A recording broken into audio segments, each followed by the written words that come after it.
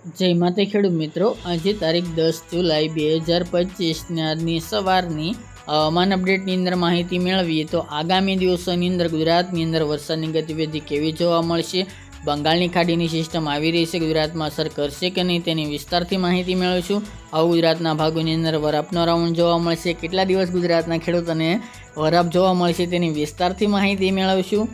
ચેનલમાં નવા હોય તો ચેનલને સબસ્ક્રાઈબ કરી નાખજો અને વિડીયોને લાઈક આપીને તમામ ખેડૂત ભાઈને શેર કરી દેજો. હાલ મિત્રો સિસ્ટમોની વાત કરીએ તો ઉત્તર પૂર્વ ભારતની અંદર એક સાયક્લોનિક સર્ક્યુલેશન સક્રિય છે, તેમજ બંગાળની ખાડીમાં જે સિસ્ટમ બની છે તે આગળ મધ્ય ભારત તરફ આગળ વધી રહી છે. ગુજરાત ઉપર પણ એક અપર એર સાયક્લોનિક સર્ક્યુલેશન સક્રિય છે, પરંતુ તે નિષ્ક્રિય છે.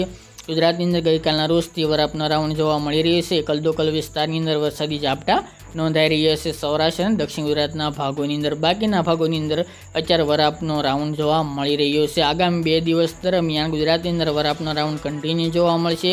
ત્યારબાદ મિત્રો વાત કરવામાં આવે તો 11થી લઈને 16 જુલાઈ દરમિયાન ખાસ કરીને ગુજરાતમાં બંગાળની ખાડીની જે સિસ્ટમ આવી રહી છે તે સીધી ગુજરાતની અસર નહીં કરે, પરંતુ ઉત્તર પૂર્વ ભારત તરફ તેમજ રાજસ્થાનના ભાગો તરફ આગળ વધે તેવી સંભાવના રહેલ છે. મધ્યપ્રદેશથી ગુજરાતમાં તે પહોંચે તેવી હાલ શક્યતા જોવા મળી રહી નથી, પરંતુ ગુજરાતના અમુક ભાગોની અંદર આ સિસ્ટમનો ટ્રપ જોવા મળશે, જેના કારણે અમુક સીમિત વિસ્તારોની અંદર ગુજરાતમાં ઝાપટાથી લઈને હળવા રેડા પડી શકે છે. બાકી ગુજરાતમાં હમણાં કોઈ પણ પ્રકારે ભારે વરસાદની સંભાવના 16 જુલાઈ સુધી જોવા મળતી નથી.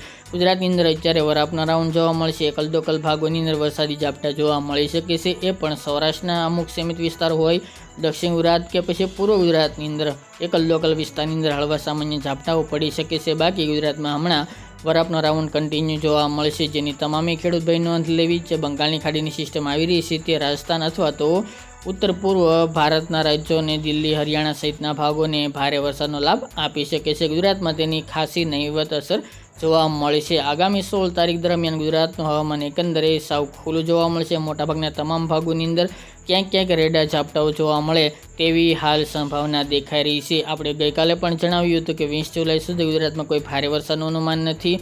તેમજ મિત્રો જુલાઈ મહિનાના એન્ડમાં એક સિસ્ટમની અસર દેખાઈ રહી છે, પરંતુ જ્યાં સુધી તે સમય ન આવે ત્યાં સુધી હાલ તો કહેવું વહેલું ગણાય.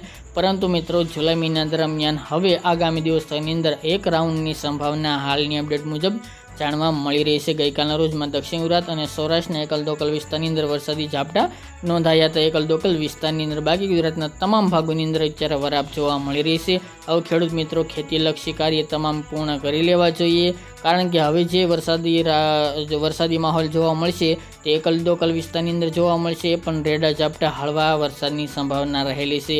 કોઈ ભારે વરસાદની શક્યતા હાલ જોવા મળતી નથી. પવનની ઝડપ સામાન્ય કરતાં થોડી વધુ જોવા મળે આગામી દિવસોની અંદર તેવી સંભાવના છે. તેમજ અમુક ભાગોની અંદર ગરમીનું જોર પણ, એટલે કે ઉકળાટ ગરમી પણ જોવા મળે અમુક ભાગોની અંદર તેવી હાલ શક્યતાઓ રહેલી છે. તો મિત્રો ગુજરાતની અંદર હવે વરાપ તમામ ભાગોની અંદર જોવા મળશે, જેથી કરીને ખેતી કાર્ય પૂર્ણ કરી લેવા જોઈએ. તો મિત્રો આ અત્યારની વહેલી સવારની અપડેટ, ફરી એક નવા વિડીયો સાથે મળીશું.